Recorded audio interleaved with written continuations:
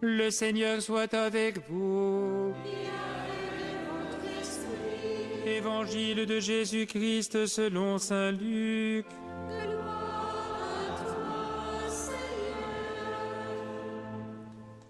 En ce temps-là, les bergers se hâtèrent d'aller à Bethléem, et ils découvrirent Marie et Joseph avec le nouveau-né couché dans la mangeoire.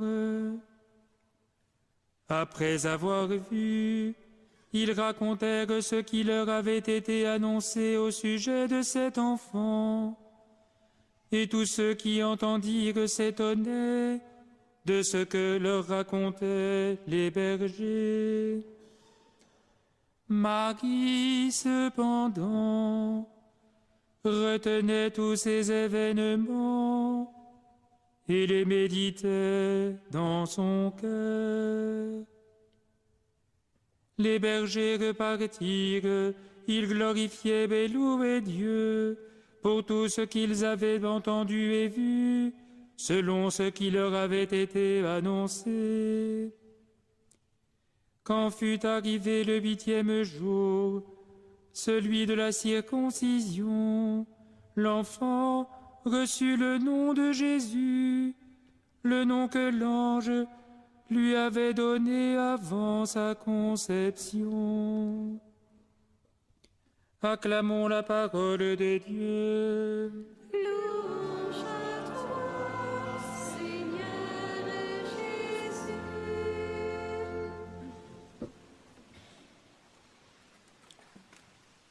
Nous comprenons bien que ce soir, une seule attitude convient, celle adoptée par la Vierge Marie, qui retient tous ces événements et les médite dans son cœur. Cette petite phrase de saint Luc nous dit tout du mystère de Marie en ces heures, et elle nous permet de comprendre son attitude profonde au cours de ces semaines qui se sont écoulées, puisque, bien sûr, Marie vient d'accoucher, mais elle a porté en elle, pendant 9 mois, cet enfant en elle. Longtemps d'une progressive prise de conscience de ce que pouvait signifier la promesse que Dieu lui avait faite. 9 mois se sont écoulés pendant lesquels Marie a porté cet enfant qui a grandi en elle. Il vient de naître et elle voit d'une certaine manière se réaliser ce qu'elle avait déjà médité. Cet enfant est accueilli par les bergers qui viennent se prosterner devant lui, qui viennent s'émerveiller devant cet enfant emmailloté dans une mangeoire. Alors l'attitude qui doit être la nôtre ce soir, c'est celle de Marie. Marie retenait tous ces événements et les méditait dans son cœur. Quels événements pouvons-nous méditer? Ce que je vous propose ce soir, comme je le fais chaque année, rien d'original à cela. Ce que je vous propose, c'est de prendre le temps de nous réapproprier cette année qui s'est écoulée, l'année 2015. Chacun de nous a vécu des événements importants et ces événements peuvent être joyeux, heureux, ils peuvent être douloureux. Je vous propose que nous fassions la part des choses et que nous prenions d'abord le temps de nous remémorer les événements heureux qui ont jalonné notre existence au cours de cette année. C'est une manière pour nous de rendre grâce à Dieu, puisque nous savons, à travers ces événements, que le Seigneur conduit notre vie, qu'il est bien présent à nos côtés, et que, de proche en proche, il nous achemine vers la plénitude pour laquelle nous avons été créés. Nous qui pouvons dire, comme le dit l'apôtre Paul, « Abba, Père », et qui sommes héritiers du Christ, parce que le Christ nous a associés à cet héritage. Alors, puisque nous sommes héritiers d'une telle grâce, celle de partager la vie de Dieu, prenons d'abord pendant quelques minutes le temps de nous remémorer les événements heureux qui ont marqué notre vie en 2015.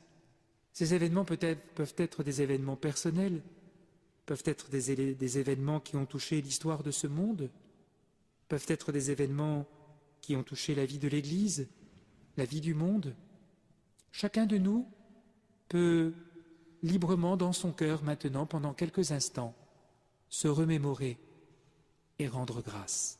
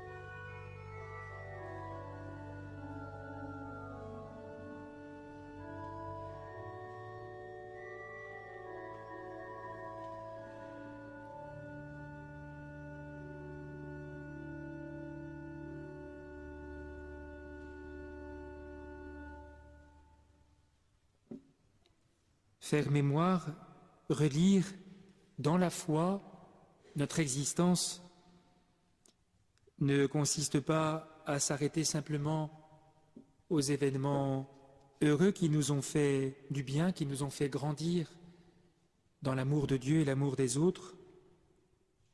Il faut que nous acceptions aussi ces moments douloureux qui ont pu aussi marquer notre vie pendant cette année 2015.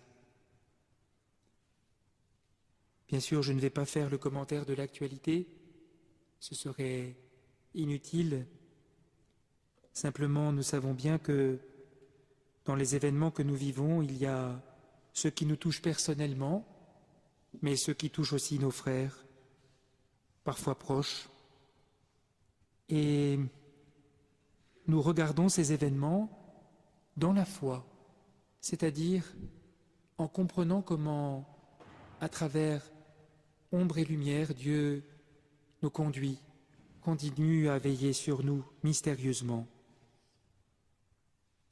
La providence de Dieu ne s'arrête pas simplement à nous procurer ce qui est bon. La providence de Dieu nous aide aussi à traverser les épreuves. Dieu se rend aussi présent dans ces moments-là.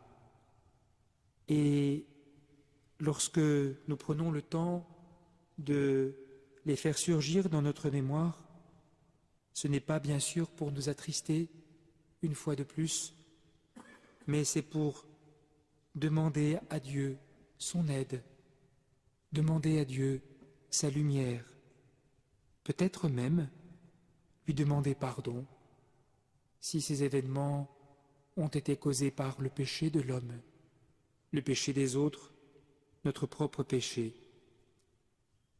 Le plus important, c'est de regarder ces événements, là encore, sous le regard de Dieu, et de savoir ainsi les intégrer dans notre vie, pour que nous puissions avec l'aide de Dieu, avancer, grandir, comprendre davantage, non seulement la force de l'amour de Dieu, mais aussi, nous le savons, la puissance du mal à l'œuvre dans le monde et dans nos cœurs. Que ce moment soit un moment où nous disons à Dieu qu'il est notre force, qu'il est notre rocher, que notre vie repose en lui et que parce qu'il est là, nous avons le courage d'avancer.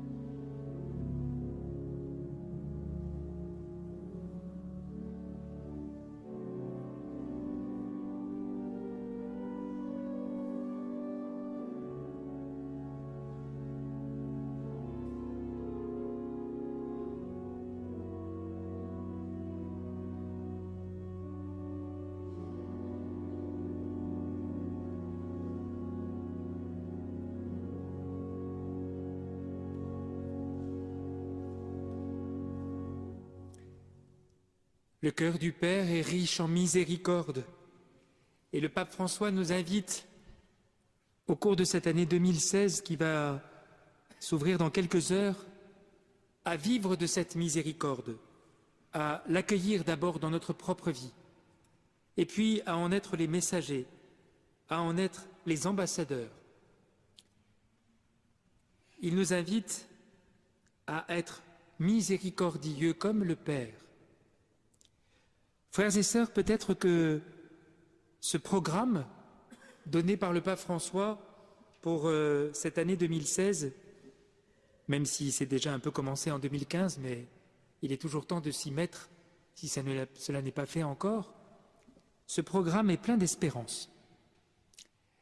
Et il nous montre comment Dieu, sans cesse, vient à la rencontre de l'homme pour faire de lui son ami. Comment l'homme est sans cesse appelé à espérer dans l'avenir que Dieu lui ouvre, parce que cet avenir est baigné par l'amour et la miséricorde du Père. Alors peut-être, pendant quelques instants, est-il bon pour nous de nous projeter dans cet avenir qui s'ouvre devant nous, non pas pour l'imaginer, parce que nous ne pouvons pas l'imaginer, l'avenir ne nous appartient pas, il appartient à Dieu, Et donc, il ne s'agit pas d'imaginer ce que sera l'avenir, mais plus exactement, de comprendre comment, avec les forces et la lumière que Dieu nous donne dans le présent, maintenant, nous pouvons envisager avec sérénité, avec espérance, l'avenir que Dieu nous offre et qu'il ouvre devant nous, non seulement pour nous, pour ceux qui sont autour de nous, mais plus largement pour ce monde dans lequel nous vivons. Nous savons bien, frères et sœurs, que parfois une sorte de pessimisme s'installe et vient atteindre le cœur des chrétiens. Ce n'est pas que nous n'avons pas le droit d'être pessimistes, c'est que nous avons le devoir d'être porteurs de l'espérance pour le monde. Nous ne pouvons pas nous dérober. Dieu, en nous conduisant, en manifestant sa présence et son action dans notre vie, dans la vie de l'Église, dans la vie de ce monde, Dieu nous montre que le mystère de l'incarnation n'est pas un simple mot, que si Dieu a accepté de partager notre condition humaine, c'est pour la transfigurer, pour la porter à son accomplissement. Et nous sommes non seulement les témoins, les bénéficiaires, mais également nous devons être les ambassadeurs, comme je le disais toujours, de cette bonne nouvelle. Que l'année 2016 soit illuminée par le mystère de la miséricorde divine. Pour nous, pour l'Église et pour le monde. Et je vous propose pendant quelques instants de confier ce désir à Dieu, de lui demander la grâce d'être miséricordieux comme lui, de lui demander la grâce de faire l'expérience dans notre propre vie de la puissance de son amour qui nous sauve. Et parce que nous en ferons l'expérience, de savoir en être en quelque sorte le prolongement dans la vie de nos frères. Demandons cette grâce tout particulièrement par la Vierge Marie, par l'intercession de la Vierge Marie, Mère de Dieu. Celui qu'elle a porté en elle est vraiment Dieu. C'est la raison pour laquelle Marie peut retenir tous les événements, peut les méditer et y percevoir la puissance transformante de Dieu à l'œuvre dans ce monde.